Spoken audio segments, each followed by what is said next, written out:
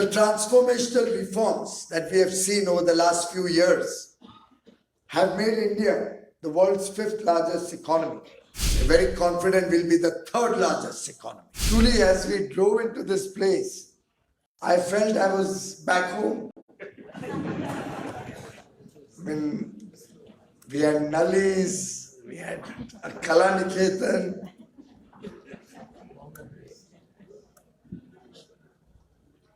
And I think there's something special in the air here.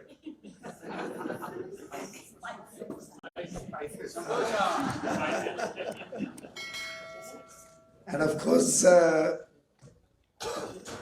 got an opportunity to express my views to the Indian diaspora on one of the interviews that was held. I got a chance to meet with some of our well-wishers in New York and New Jersey who had assembled in the other room, and therefore my apologies to all of you that you had to wait for us because some other meetings were going on. But truly delighted to be amongst all of you and at the wonderful reception that you have honored me with.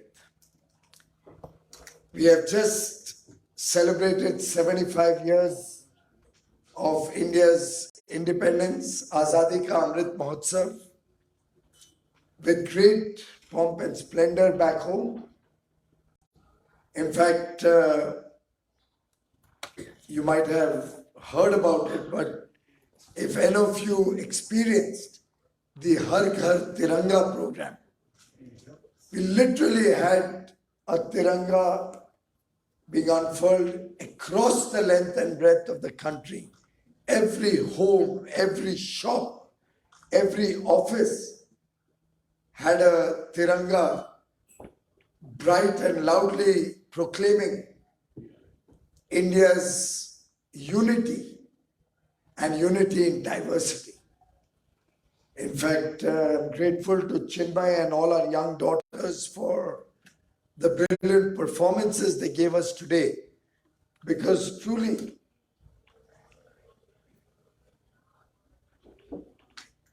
it's very heartening to see India's culture and our traditions being kept alive by all of you.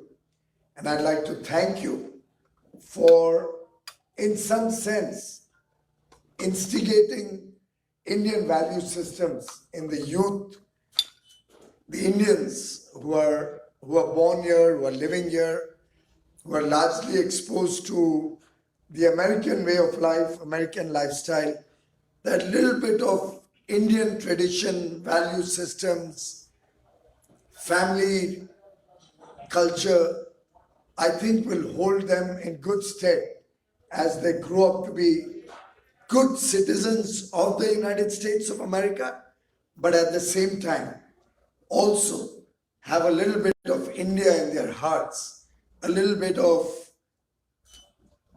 our own country, our own rich heritage as they grow up to be worthy Indians, proud Indians, but serve whichever country they choose to live and work in. In fact, the Pravasi Bharatiya Divas is one such occasion which the then Prime Minister Atal Bihari Vajpayee ji had started to celebrate all of you and your achievements.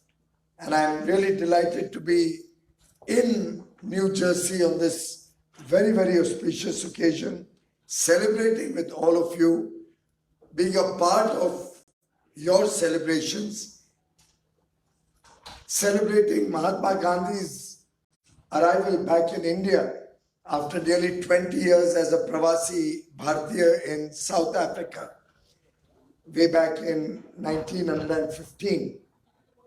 And truly, your contribution as NRIs, as persons of Indian origin, as overseas Indians, is well recognized and appreciated by 1.4 billion Indians back home who look up to you as the ambassadors of India, as the people who hold the Indian flag high in whichever country you live and work in, wherever you are serving, we feel back home that you will be the torch bearers of the India story.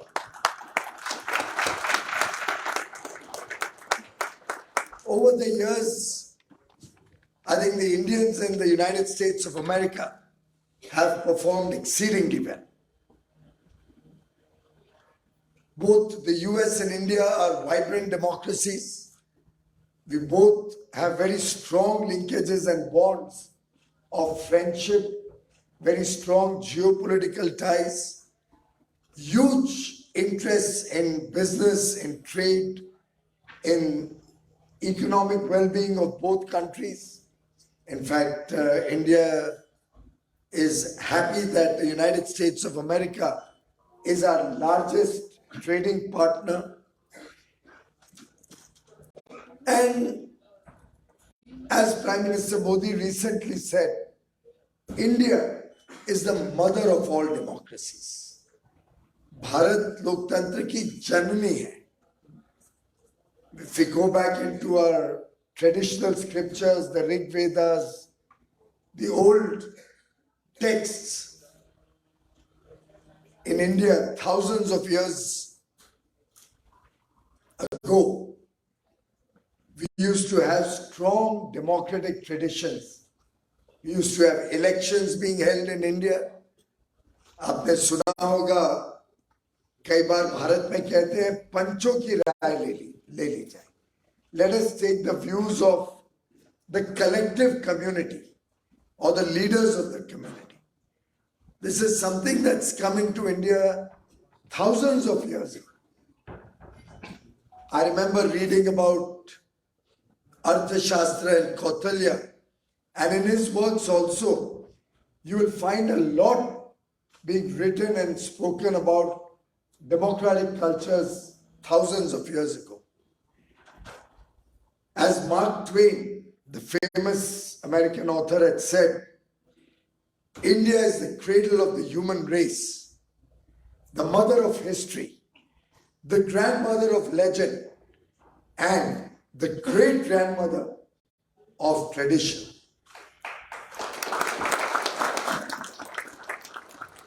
And truly, as we mark the contribution of all of the overseas Indians across the world, we feel proud that Indians have contributed to the rest of the world through our rich traditions and culture and our acumen, our managerial skills, our talent, which is today helping Indians lead large corporations, helping Indians contribute to the economic well-being of almost all parts of the world today.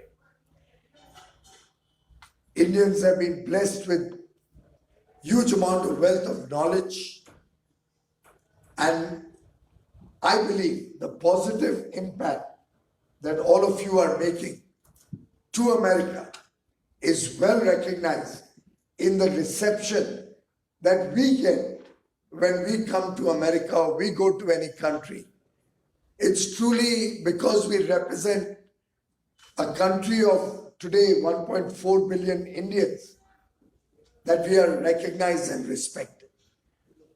I'll share with you a small personal anecdote. Way back in 2014, when I had first become a minister,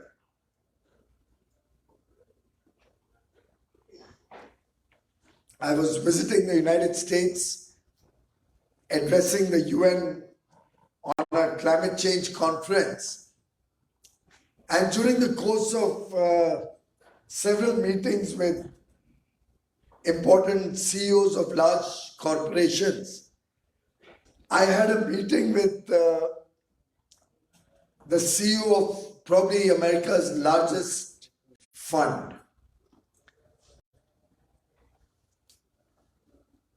I remember it was a Jewish holiday, a festival and he had gone back to his hometown to celebrate with his family. When the meeting with me was suggested, he actually flew down to New York and came to the hotel to meet me. I had a series of meetings and got slightly late, and he was waiting in my room. I had a very, very, very good meeting with him, amongst other meetings. And when I reached back home in India, I read the paper, and it seems the previous day, the list of the 100 most influential persons, Forbes or somebody, they all keep coming out with these lists of influential persons. Probably Obama was at the top of the list, number 1 or 2, and this gentleman was 5th or 6th on that list. Now, I felt very embarrassed when I read that list. I said, oh my God, I'd made him wait for my meeting. And I was seriously feeling very embarrassed. We had a cabinet meeting that day. When I went into the cabinet, I shared with Prime Minister Modi about my visit and about my meetings, including the meeting with this gentleman. And I also shared with him. And that's the beauty of working with Prime Minister Modi. He's so open-minded. He's somebody with whom you can really be very frank and exchange good and bad both. I also took the liberty to tell him that I felt very bad when I read this morning that I'd made the world's 5th or 6th most influential person wait for me. He, of course, told me you shouldn't let that happen again and make sure you're on time. But he also said, and it has remained with me throughout, that remember, he had not come to meet Piyush Goyal. You were representing 130 crore Indians.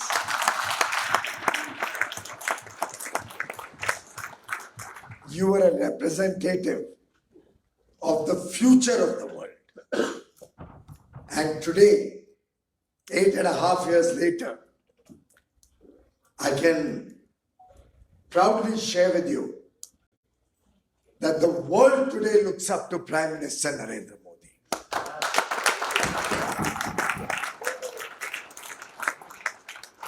The most popular and the tallest leader in the world today is Prime Minister Narendra Modi.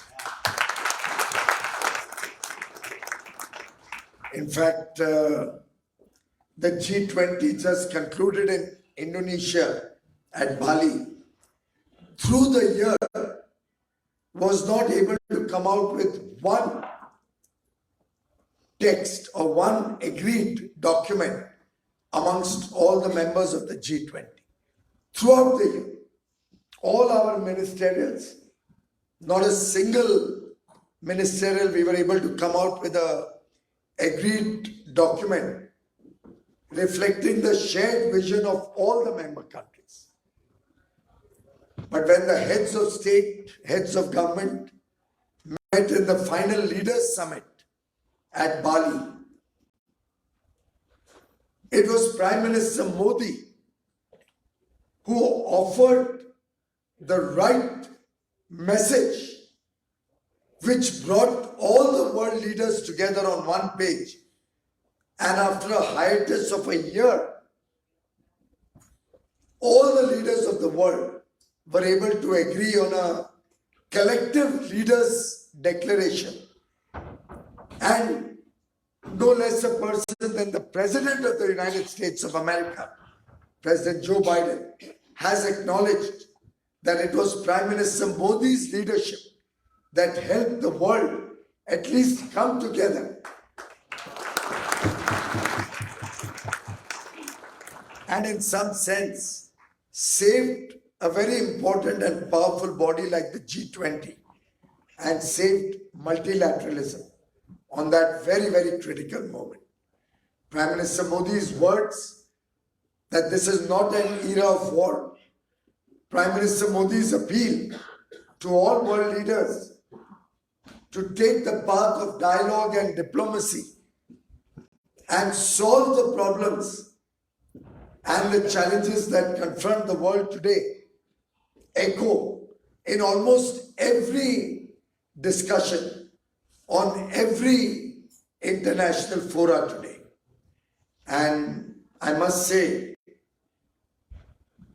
that all of you, ambassadors of the Indian ethos, the Indian thinking, the Indian way of working, in a way, bring to America, bring to the United States of America, that collective wisdom that we have learned, that we have grown up with in India and as Indians. And I'm truly delighted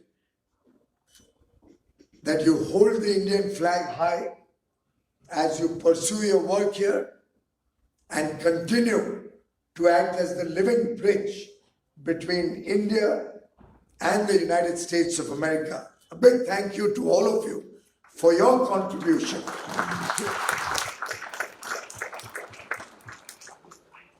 Friends, on the 15th of August, as India celebrated Azadi Ka Amrit Mahotsav, Prime Minister Modi gave a clarion call to all Indians, which he called the Panch Pran, the 5 commitments,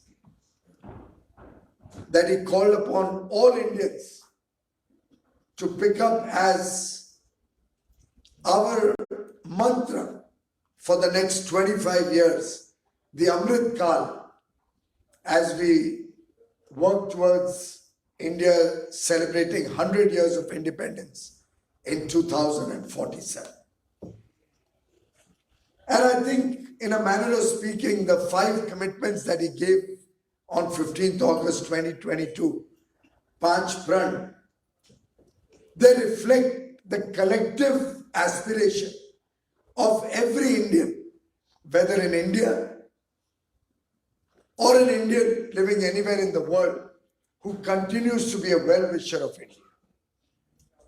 Prime Minister Modi articulated the aspiration of 1.4 billion Indians when he said that by 2047, we should all work to make India a developed nation, a prosperous nation.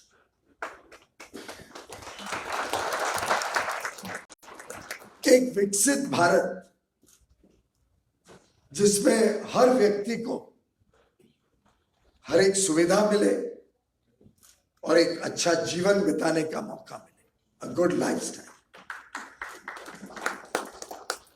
He also spoke about unshackling ourselves from the colonial mindset that we have inherited over years of subjugation, rather centuries of subjugation. He articulated the need to go back to our roots, our rich tradition, our culture, our heritage, our family value systems. What we saw today, our art, our history, going back to our roots. He spoke about the unity and integrity of the country, Bharat ki ekta aur ekjutta. If we keep that alive, if we keep that spirit of oneness, no power on earth can stop India from becoming a developed nation. And the 5th and the most critical and important pran was the sense of duty, kartavya bhavna. We can do all of this, but when we do it with a sense of duty towards our motherland, the results can be astounding. The results can be truly phenomenal. And I think when all of us collectively take this up as our mission back home in India This has really resonated with every person through the length and breadth of the country.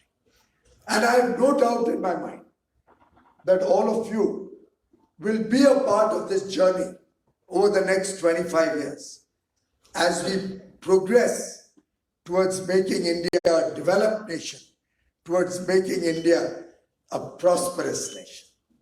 And friends, this Indianness that continues to be in your heart, and I was truly delighted to see our young boys and girls, most of whom are born in America, keep our tradition live.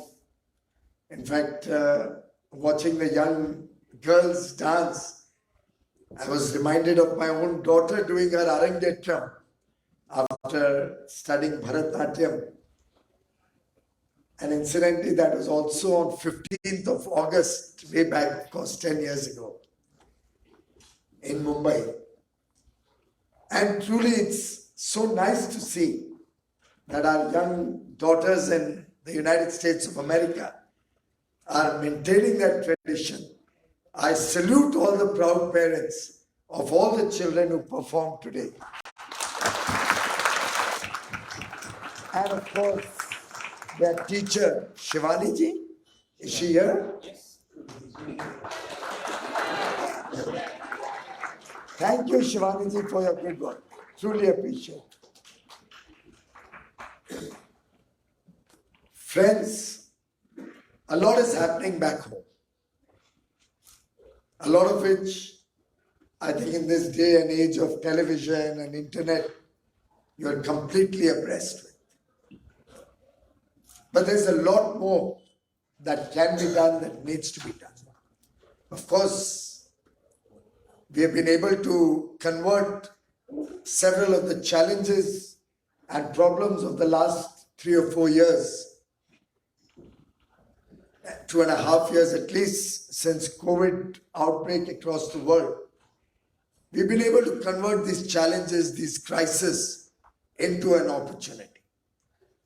Every step of the way, we face these challenges with a grit and determination that many other parts of the world could not demonstrate. India quickly ramped up its health infrastructure. Today we have 6 indigenously developed vaccines, including a nasal spray as a vaccine, an mRNA vaccine.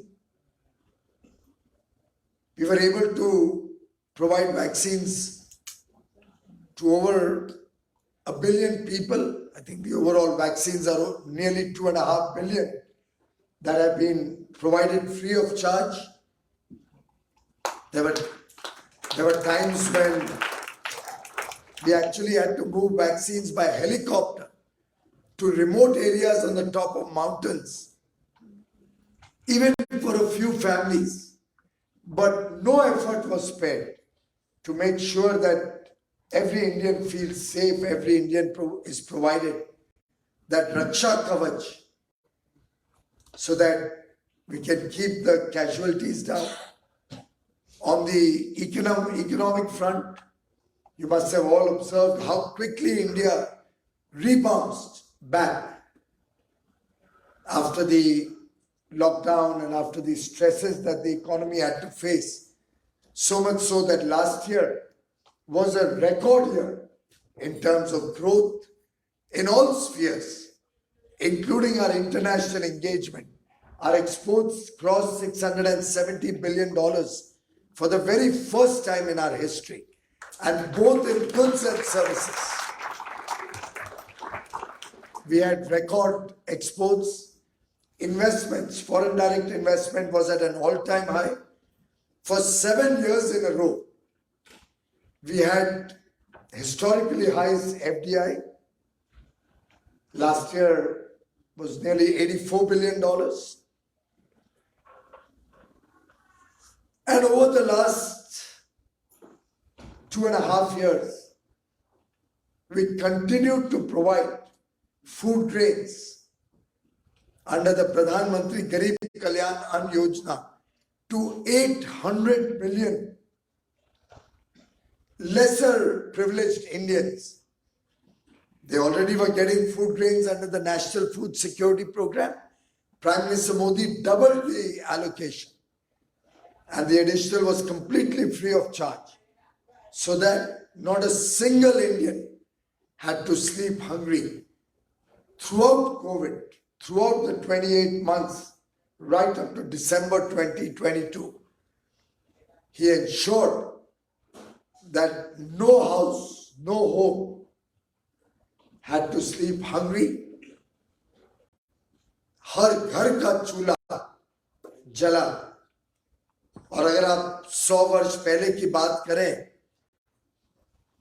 when the Spanish flu hit the world, during the Spanish flu it is said, and these are reports that we've read, that more people died of starvation in India than of the Spanish flu itself. I can proudly say today that not a single Indian was hungry, had to face starvation through COVID.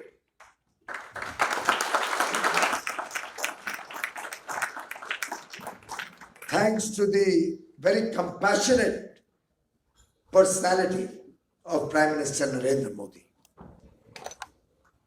All of you, the second largest immigrant group in the US, with your work right from the Silicon Valley to the East Coast, whether it's the influence that you have on American businesses or your contribution to the White House, you have clearly demonstrated tremendous capacity.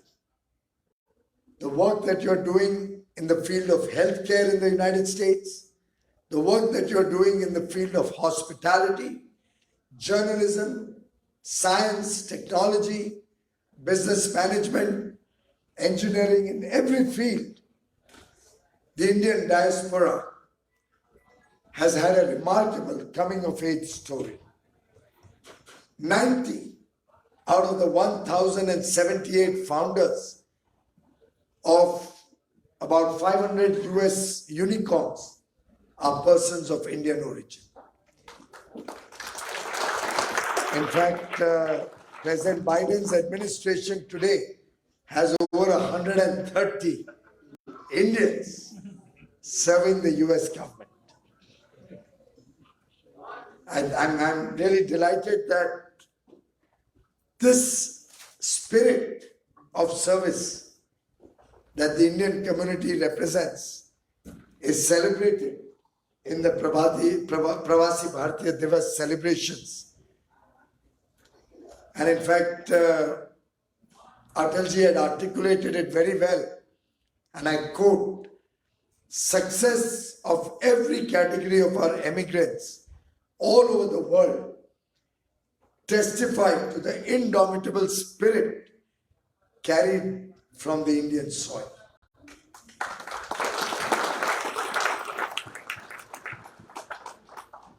Some of you may have had your forefathers come from India. Many of you have come in your generation in search of a better life. This country has given you a lot, and I'm sure each one of you have given back to the United States of America manyfold. Today, India is that land of opportunity. Today, India beckons your contribution to make India a great superpower. As we work towards making India a developed nation, I'm sure many of you also will be contributing to making India back to the old glory that we had a few hundred years ago. It is reported that there was a time where India was one of the largest contributors to the global economy. I think it's time we got that glory back in our nation. And I have no doubt in my mind some of you as technocrats, some of you as investors, some of you as innovators and researchers, in different ways, will give back to your motherland also. As the Prime Minister, Shri Narendra Modi ji had said, mere incremental progress is not enough. Today, a metamorphosis is needed back home. The transformational reforms that we have seen over the last few years have made India the world's 5th largest economy. 4 or 5 years from now, we're very confident we'll be the 3rd largest economy. But I can assure you, none of us is going to rest on this laurel. Several steps that have been taken, both for ease of doing business and ease of living, will hold us in good stead as our young population, and we will continue to have the advantage of a young demography. Talented, skilled young Indians are going to drive the Indian economy in the next 25 years. Friends, in this interconnected world, globalized world, with internet, television, opening the eyes of every Indian to what the possibilities are, there's fire in the belly of every Indian. He's aspirational. He wants the good things of life. He or she wants to contribute to a better India, to a stronger India. And therefore, India provides demand. A democracy where the rule of law prevails, transparent economy, with a large domestic consumption demand, provides opportunity, gives you an opportunity to produce to scale. Investments in India give one of the finest returns, which no other country can. A recent study showed that if you look at a 20-year horizon, more Indian companies on the Indian stock exchange have given a 20% plus compounded return to investors than anywhere else in the world. Nearly 1 out of 4 companies on the Indian top 500 Indian companies in the stock exchange in India have demonstrated a 20-year uninterrupted CAGR of 20% returns to their investors. And when you compare that even to a country like the United States of America, against nearly 23% Indian companies giving 20% CAGR returns, the United States stock market, the top 500 companies, had only 7% companies giving a 20% CAGR.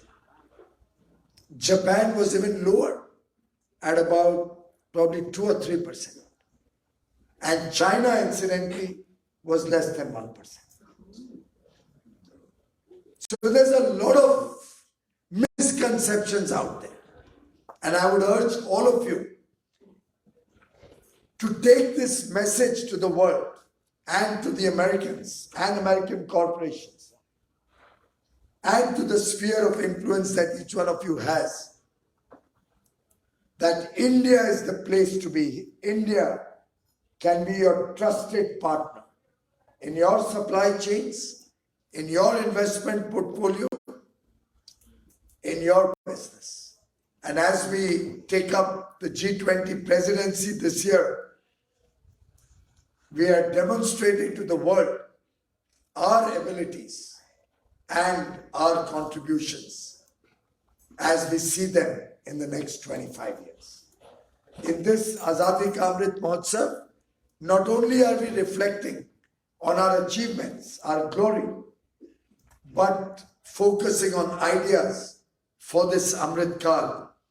And I'm sure each one of you will contribute to those ideas, to those efforts, to those ambitions that we bring and participate in the big India opportunity, because you stand to gain a lot. Both you, your families, your businesses have a huge opportunity.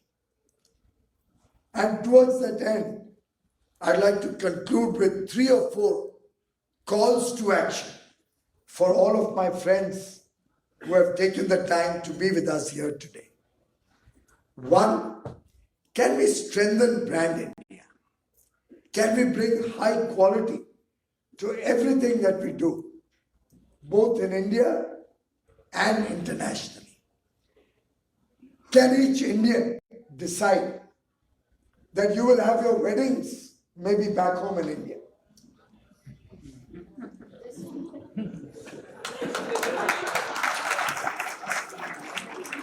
Can each one of you decide that whatever you give, whether on Diwali, Dasra, Holi, Christmas, New Year, Thanksgiving, whenever, you'll buy an Indian-made product?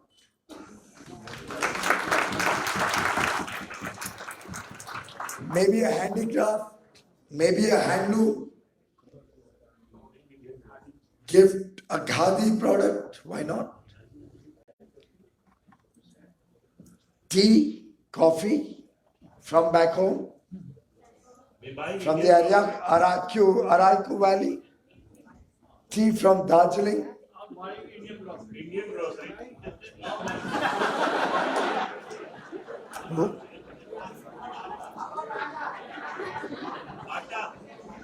Prime Minister Modi says,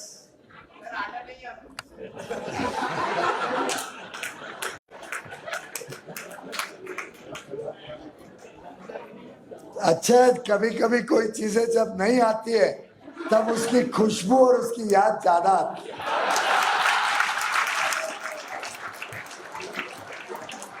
Otherwise we take things for granted.